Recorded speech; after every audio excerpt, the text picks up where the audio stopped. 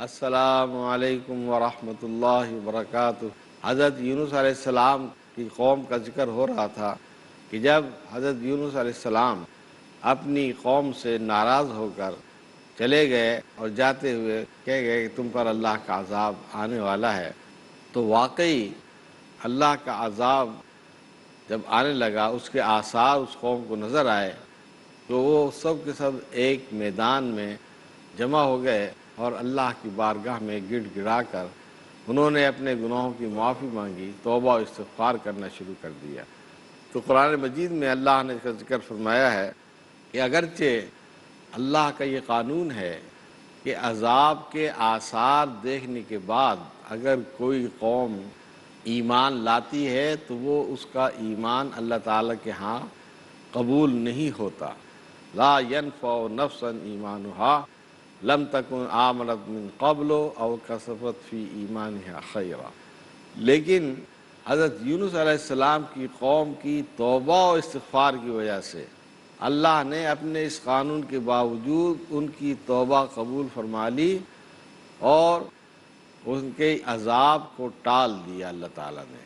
اس کا ذکر اللہ نے قرآن مجید میں اس طرح فرمایا، فلولا کانت قریۃ آمنت فنفعها ایمانها الا قوم یونس، کہ کبھی ایسا نہیں ہوا کوئی قوم ایمان لائی ہو اور عذاب دیکھنے کے بعد ایمان لا کر اس کو فائدہ پہنچا ہو، الا قوم یونس، سوائے یونس علیہ السلام کی قوم کے۔ یعنی یونس علیہ السلام کی قوم سے پہلے کسی قوم کو عذاب کے آثار دیکھنے کے بعد ایمان لانے نے فائدہ نہیں دیا۔ ہاں، یونس علیہ السلام کی قوم نے جب آثار دیکھ کر ایمان کا اظہار کیا تو اللہ نے اس کے ایمان کو قبول کر لیا۔ لما آمنوا کشفنا عنہم، جب وہ ایمان لے آئے تو ہم نے اس عذاب کو ان سے دور کر دیا۔ یہ توبہ و استغفار میں کتنی برکت ہے کہ پوری کی پوری قوم کے گناہوں کو اللہ تعالیٰ معاف کر سکتی ہے، کیونکہ اللہ کے اختیار میں ہے، اللہ جو چاہے کر سکتا ہے۔ حضرت یونس علیہ السلام کا معاملہ دیکھیں، وہ ناراض ہو کر جب چلے گئے تو حضرت یونس علیہ السلام چونکہ اللہ کے حکم کے بغیر، اللہ کی اجازت کے بغیر اپنی قوم کو چھوڑ کر چلے گئے، تو اللہ تعالیٰ کو ان کی یہ ادا بھی پسند نہیں آئی، اور جب وہ کشتی میں بیٹھے تو ایسی صورتحال ہوئی کہ ان کو کشتی سے سمندر میں چھلانگ لگانی پڑ گئی۔ وہاں جب چھلانگ لگائی سمندر میں تو اللہ نے مچھلی کو حکم دیا کہ تو اس کو نگل لے، تو چنانچہ مچھلی بھی بہت بڑی ہوگی، اللہ تعالیٰ جانتا ہے اس کو، اس مچھلی نے حضرت یونس علیہ السلام کو نگل لیا۔ تو حضرت یونس علیہ السلام نے مچھلی کے پیٹ سے اللہ کی بارگاہ میں دعا کی، وَنَادَىٰ فِي الظُّلُمَاتِ اللہ الہ الا انت سبحانک انی کنت من الظالمین۔ ظلمات، اللہ نے فرمایا کہ یونس نے ظلمات، اندھیروں میں ہمیں پکارا، ایک تو مچھلی کے پیٹ کا اندھیرا، سمندر کی گہرائی کا اندھیرا اور رات کا اندھیرا، کتنے اندھیرے مل گئے۔ ان اندھیروں میں حضرت یونس علیہ السلام نے اللہ کو پکارا، لا الہ الا انت سبحانک انی کنت من الظالمین، کہ تیرے سوا یا اللہ کوئی معبود نہیں، تو ہی سب کا مشکل کشا، حاجت روا ہے، سبحانک، تو پاک ہے، میری ہی کمزوریاں کوتاہیاں ہیں، انی، اگر تو نے مجھے معاف نہیں کیا تو میں ظالموں میں سے ہو جاؤں گا۔ تو یہ حضرت یونس علیہ السلام نے جب ان اندھیروں میں دعا کی اللہ تعالیٰ سے تو اللہ تعالیٰ نے ان کو بھی مچھلی کے پیٹ سے نکال لیا۔ مچھلی کو اللہ نے حکم دیا کہ اس کو اپنے پیٹ سے باہر نکال دے۔ اللہ تعالیٰ فرماتا ہے فلولا انہ کان من المسبحین للبث فی بطنہ الی یوم یبعثون، اگر یونس علیہ السلام اللہ کی تسبیح بیان نہ کرتے، توبہ و استغفار نہ کرتے، اپنی غلطی و کوتاہی کا اعتراف نہ کرتے تو وہ قیامت تک مچھلی کے پیٹ ہی میں رہتے۔ گویا توبہ و استغفار کو اللہ تعالیٰ نے فلاح اور کامیابی کا راستہ بتلایا ہے۔ تو یہ اب موجودہ حالات میں مسلمانوں کے لیے یہی توبہ جو ہے نجات کا واحد راستہ ہے، ایمان اور تقوی کے ساتھ ساتھ توبہ اور اسی طرح کہ اللہ نے فرمایا یا ایھا الذین آمنوا توبوا الی اللہ توبۃ نصوحا، اے ایمان والو اللہ کی طرف توبہ کرو۔ کون سی توبہ؟ توبۃ نصوح، خالص توبہ، سچی توبہ۔ اور خالص توبہ کیا ہوتی ہے؟ خالص توبہ کے لیے 4 چیزیں ضروری ہیں۔ سب سے پہلے تو پچھلی جو غلطیاں کوتاہیاں انسان کرتا رہا ہو اس سے وہ باز آ جائے، کیونکہ توبہ کرنے کا مطلب یہی ہے۔ اب اگر وہ گناہ تو چھوڑتا ہی نہیں ہے، غلطیاں اور کوتاہیاں اس سے تو باز ہی نہیں آتا، تو توبہ کرنے کا کیا فائدہ، اور توبہ کرنے کا کیا مطلب؟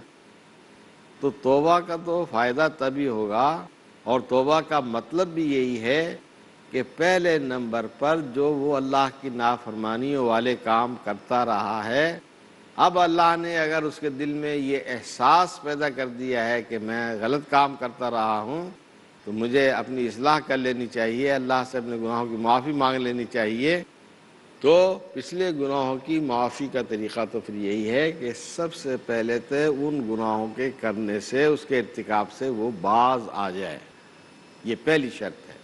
دوسری شرط یہ ہے کہ وہ اپنے دل میں اس بات کا پختہ ارادہ رکھے، عزم کرے کہ آئندہ میں یہ غلطیاں کوتاہیاں نہیں کروں گا، آئندہ میں یہ گناہ نہیں کروں گا، آئندہ میں فلاں فلاں جو اللہ کی نافرمانی والے کام کرتا رہا ہوں، آئندہ میں یہ کام نہیں کروں گا، دل میں یہ پختہ ارادہ رکھے، پختہ عزم رکھے۔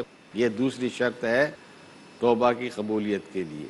تیسری شرط یہ ہے کہ وہ اللہ کی بارگاہ میں سچے دل سے ندامت، پشیمانی کا اظہار کرے کہ یا اللہ پہلے میں واقعی بڑی غلطی کرتا رہا، یا اللہ تو معاف کر دے، گڑ گڑائے اللہ کی بارگاہ میں، ندامت اور پشیمانی کا اظہار کرے۔ تو اس ندامت اور پشیمانی کے اظہار سے ہی اللہ تعالیٰ اس پر مہربان ہوگا۔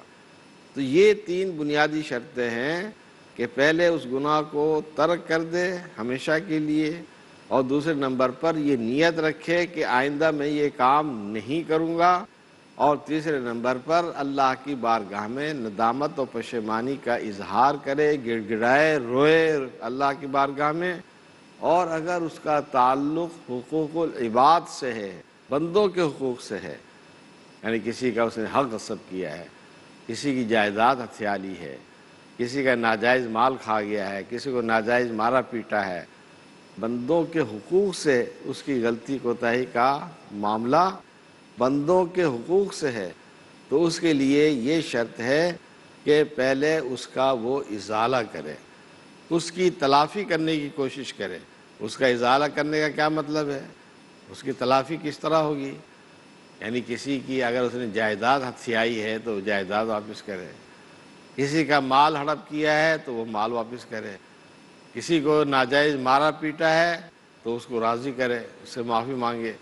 تو یہ بندوں کے حقوق کی کوتاہی کی توبہ کا طریقہ یہ ہے کہ پہلے اس کا ازالہ کرے، اس کی تلافی کرے، اور پھر اپنی طرف سے حتی الامکان اس کی تلافی کرنے کے بعد اللہ کی بارگاہ میں پھر توبہ کرے کہ یا اللہ مجھ سے جتنا ہو سکتا تھا میں نے پچھلے گناہوں کی، جو میں نے زیادتیاں کی لوگوں کے ساتھ، وہ میں نے اس کی تلافی کرنے کی پوری کوشش کر دی ہے، یا اللہ تو مجھے معاف کر دے، اور آئندہ کے لیے مجھے ہدایت نصیب فرما کہ آئندہ میں کسی کا بھی حق نہ ماروں، کسی کے ساتھ بھی ظلم نہ کروں، کسی کے ساتھ بھی زیادتی نہ کروں۔ تو یہ ہے توبۃ النصوح، خالص سچی توبہ۔ جب تک یہ توبہ کی 4 شرطیں نہیں ہوئیں گی اس وقت تک جو ہے وہ توبہ بھی نہیں ہوتی۔ ہماری توبہ کے اثرات اسی لیے ظاہر نہیں ہوتے، اور توبہ کرنے کے باوجود ہماری زندگیوں میں تبدیلیاں نہیں آتی۔ اس کی وجہ کیا ہے کہ ہم محض زبان سے توبہ کرتے ہیں، یا استغفر اللہ کی تسبیحیں پڑھ لیتے ہیں۔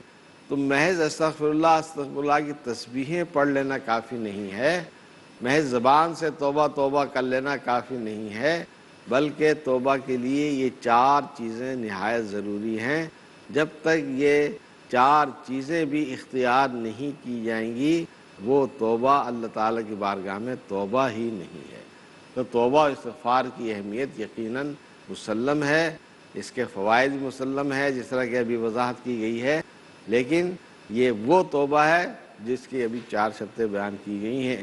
اسی لیے اہل ایمان کی صفت اللہ نے یہی بیان فرمائی ہے، الذین ينفقون فی السراء والضراء والکاظمین الغیظ والعافین عن الناس۔ آگے اللہ نے یہ صفتیں بیان کرتے کرتے فرمایا والذین اذا فعلوا فاحشۃ او ظلموا انفسهم ذکروا اللہ فاستغفروا لذنوبہم۔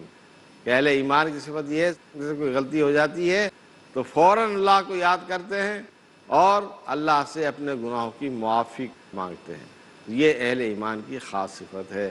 اللہ تعالیٰ ہمیں ان چیزوں پر عمل کرنے کی توفیق عطا فرمائے۔ وآخر دعوانا ان الحمد للہ رب العالمین۔